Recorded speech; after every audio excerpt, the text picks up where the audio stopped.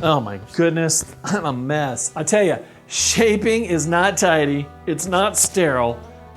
It gets dirty. As a matter of fact, if you're gonna shape, you're gonna get dirty. You're gonna get real dirty. There are guys out there right now shaping, and they're getting dirty. It was stated that shaping is a messy business that ultimately results in something beautiful. Part of the reason why shaping is such a messy business is because of how personally involved we have to get. See, you can't shape from a distance. It requires getting your hands and your heart into the process. It's the same way with shaping people. I remember my first time coming into a 5th grade classroom full of 5th graders. It was a summer afternoon, it was an after-school program, and these kids had just been out playing on the playground. Their energy level was high, the laughter was high, and the smell was the most noticeable thing of all. Every week, after a 1-hour class, I would come out of that classroom smelling like an overheated 5th grader myself. But I also knew that I just spent an hour shaping the future of the next generation.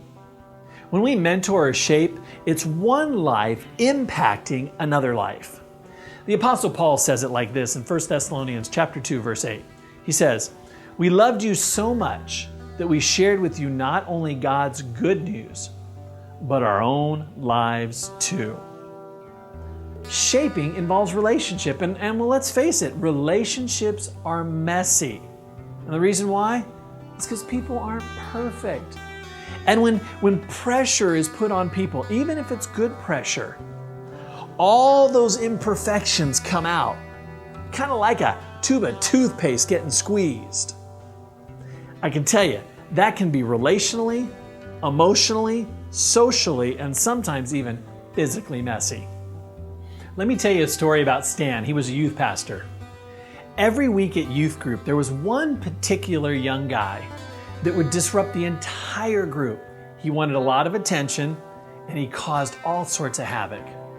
After a few weeks, this frustrated Stan, and out of his frustration, he called out to the young man and said, "Next week, I don't want you coming back here." Well, the young man got ticked and actually cussed Stan out and stomped out of the room. Stan was disappointed in himself and disappointed in the young man. The next day, Stan went over to the young man's house and had a conversation with the mom. Come to find out, Dad had recently left the family. This gave Stan a little more understanding of what was going on in the young man's life. He reached out to the young man, invited him to go to Starbucks with him. They sat in Starbucks and he asked the young man about his life, what was going on. And then, with love and compassion, helped to bring some correction to the young man and let him know that what was going on in the group wasn't appropriate. The young man began to break down. And he cried right there in the middle of Starbucks. They prayed together. This formed a relationship between Stan and the young man that would last for years because Stan was willing to get messy. We are responsible as shapers to correct and confront, but we're required to do it with love and compassion. God tells us in Ephesians chapter 4, verse 15 to speak the truth in love.